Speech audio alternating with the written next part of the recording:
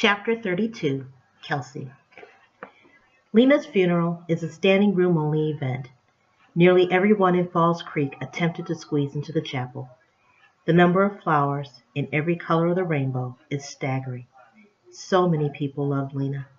One of our favorite tunes, We Are the Fallen, Sleep Well My Angel, plays in the background. It's hard to believe she's gone. I lose track of all the people who come to the podium to speak about Lena. Victor is at my side, urging me to speak. I look down at the paper where I've scribbled my thoughts. You can do this, love. I take my place at the microphone. I glance down at my notes. They're not necessary. Just speak from the heart, I tell myself. Good afternoon. My name's Kelsey Martin. Lena was my best friend. We met in 6th grade over lunch. This is the first time we won't be able to share a meal together. I take a tissue from the box on the podium and dab at my eyes. Through good times and bad, we've always had each other's back. It wasn't until today that I realized Lena was a much better friend than I was. She never complained, never griped about something going bad. I always complained. She heard every little thing in my life, the good and the bad, a whole lot of bad, and I never thanked her for it. I'm not sure how long I spoke. Eventually my voice gave out. Victor helped me back to my seat. I'd rather face counsel 1,000 times than say goodbye to another friend. 6 months later, I moved back home shortly after Lena's funeral. The need to be with family overwhelmed me at times. Even now, months later, I check in with Mom and Cash whenever I'm out. Aunt Lilith found me a grief counselor who works with supernaturals. I've been told, in time, I'll get back to my old self. Somehow I doubt it. No one can take Lena's place in my life. When I'm not at home, I'm spending time with her family. Mom hasn't harassed me about it. She's finally understanding how important humans are in my life. They are my friends. I consider the Rileys to be my extended family. Mom shocked me and invited them over for Thanksgiving. It was an odd dinner, to say the least. I prepared a lot of the meal while Mrs. Riley brought over a few dishes. Victor joined us as well. I should have recorded the event for posterity. No one will believe that supernaturals dined with humans and no one got hurt or killed. I spent Christmas with Victor and Jonah. New Year's was pretty emotional. At midnight, the three of us drank a toast to Lena. Not having her there was like someone had pried open a hole in my heart. I was happy to see a friendship grow between Victor and Jonah. In a way, they needed each other. For Victor, it kept him in touch with his humanity, something I didn't want him to lose. It made him unique. Victor understood what it was like to lose a loved one. He was able to give Jonah the support he needed. Poor Jonah took Lena's death harder than any of us expected, but I understood. If I had witnessed the accident, I would have been a basket case. Still. Thankfully, through it all, I have Victor. He's been so supportive and patient with me, except for the times I want to talk about Lena. Those are the times he puts up his wall. No matter how hard I press him, he won't say a thing. I get the feeling he knows more about her accident than he's willing to tell me. Mom is still learning to appreciate Victor. She's not crazy about our relationship, but she's getting used to it. He comes by every day and hangs out with me every night. It's nice having his company since Mom has been working more than usual and Cash has started keeping late hours. He says it has nothing to do with Victor and me. I doubt it. And on top of it all, I had my awakening. It wasn't the event I was prepared for. My hunger was minor. As always, Cash was by my side. He found a willing male, and I didn't kill him. One afternoon, a month before my graduation, I open the front door and find Victor leaning against the wall. In his hands is a bottle of Luke's finest red. What's the occasion? I ask as he walks in. I follow him to the kitchen. He takes a seat at the island while I remove 2 glasses from the cabinet before joining him. So, are you going to tell me? I lean on the counter. Victor reaches into his jacket, pulls out an envelope, and hands it to me. What's this? It's your graduation present. I'm giving it to you a little early so you can plan for it. I squeal and rip into it like a human kid at Christmas time. Inside the envelope is a sheet of paper, a trip itinerary. I'm lost. You said you wanted to travel, so that's what we'll do. That's a breakdown of all the places I'm taking you after you graduate. We'll start in London. Holy siren! I gaze at the paper and then back at him. This is for real? Yes. He intertwines his fingers with mine. You deserve happiness. I felt so bad not being able to tell you about Lena.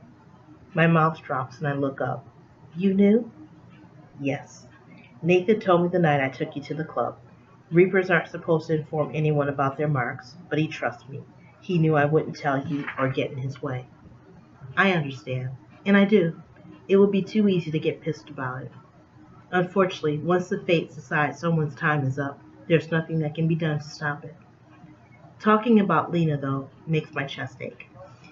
Not once did I ever imagine not having her in my life. There isn't a day that goes by that I don't miss her, but my sorrow doesn't even come close to Joe's. He turned down a baseball scholarship to UCLA. It was their dream to go to California together. His therapist convinced him to apply to a local school and live at home with his parents. Thank you, Victor. I wave the itinerary in the air. This means a great deal to me. He leans in and kisses me on the cheek. There's more. Oh? His barrier has been in place since he arrived. Close your eyes. I do as he asks and wait. His hands rustle in his pocket for something. Okay, open them. In the palm of his hand is a small navy blue box. What is it? Victor's slender fingers grasp the edges and pull back the lid. I gasp. Inside the box is a silver band with an emerald-cut sapphire and rectangular diamond baguettes along the side of it. I cover my mouth with my hand. Oh, my siren. It belonged to my grandmother. Victor removes the ring and looks into my eyes. Kelsey, I knew from the moment I saw your picture that you were special. Before I even found out how extraordinary you were, I was willing to fight for you, for us. In fighting for us, I fell in love with you. Over the past few months, I realized I want you with me always in all ways. Say you'll walk through eternity with me. Be my wife. Bloody teardrops land on the counter. We had talked about the future together. I had convinced him to take things slow. He's been so patient with me. I grew to love that about him. Not once have I admitted how I feel about Victor, but I don't doubt my feelings at all. Of course I'll be your wife. You've been my rock, and I love you more and more each day. He places the ring on my finger. It's a perfect fit. What's going on in here? Cash's voice comes from the doorway. I whirl around and show off my new jewelry. Cash drags his hands through his hair, and his face reddens. Are you serious? Kelsey, tell me that's not what I think it is. The smile slides from my face. I thought you'd be happy for me. Well, you thought wrong. We need to talk. Alone. He walks towards the living room. I look up at Victor. He places his hand on my lower back. Go on, love. I kind of anticipated this. Cash stands in front of the window with his back to me. Kelsey, you're not marrying a vampire. What happened to that great speech of yours? You told Consul they shouldn't stand in the way of love. What's changed your mind? He faces me. I'm all for you loving him, but do you have to marry him? It's not like I'm marrying him tomorrow. We'll probably wait until we come back from Europe. Europe? He shouts. Have you lost your mind? I walk up to my brother and touch his forearm. What's going on with you, Cash? He exhales loudly. I'm worried about you. What are you going to do when you need Essence? To be honest, I haven't needed it in a long time, I admit. Cash's mouth falls open. Why didn't you tell me, Kelsey? I drop my hand and go to the sofa. How should I have told you? Cash, I'm losing my Lillian tendencies? Or you no longer have to worry about cleaning up my messes? Yeah, one of those would have worked. He sits beside me. There may still be some Lillian left inside of you. How will you deal with that if you're running around with a vampire? Victor and I will figure it together. I drop my head into my hands. Don't get it twisted, Cash. This scares me. Losing my Lillian nature, traveling with Victor, marrying him, then don't do it. I side glance at him. It's something I have to do.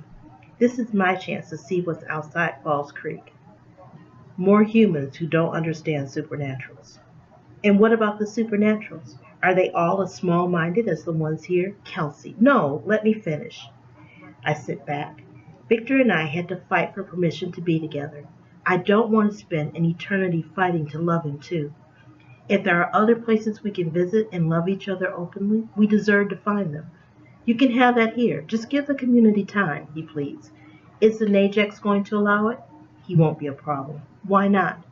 Colt asked him to stop looking for a way to undo the curse. Now my jaw drops. Why would Colt do that? A sad smile crosses Cash's face. I told you, he always liked you. He doesn't want to see you hurt. I shake my head. I don't get it. Colt saw you and Victor at the diner. Colt said you two looked really happy. He didn't want to screw that up. Wow. Maybe there is hope for Falls Creek. But I'm still going to Europe, and I'm still marrying Victor. My brother scrubs a hand over his face, but he doesn't say a word. He doesn't have to be a vampire for me to pick up on his vibes. This runs deeper than just his disapproval of me marrying someone. What's wrong, Cash? I grab his hand when he looks away. Don't you dare lie to me. I know Mom's been working a lot lately. She's rarely home. How are you doing? Stop worrying about me. I'll be fine. Will you? My brother hates being alone. I suspect it's getting worse. Maybe this is a chance for you to travel. You've always been worried about me, so you never ventured too far. He moves away from me and stands up. I'll be fine. The fellas and I can hang out more. There's always some trouble I can get into. Footsteps entering the room grab our attention. Kelsey, I've got things to do. Are we good in here? Victor asks. Cash turns to him and extends a hand. Yeah, we're good. Victor's eyes widen. He slowly accepts Cash's handshake. A word of warning, vampire. Hurt my sister in any way, and I promise to hurt you twice as bad. Really? Victor says. The corners of my brother's mouth lift. Yeah, I know a little about spiking vampires. My fiancé is speechless. Cash, how do you know that? I ask. I have my source. He winks and leaves the room. Slowly, I shake my head. My brother's keeping secrets. Don't worry about his secrets, Victor says. He wraps his arms around my waist and pulls me into his chest. All I care about is he gave his permission. I can't wait to travel with you. Same here. I turn around and place my arms around his neck. I love you, Victor Duquette.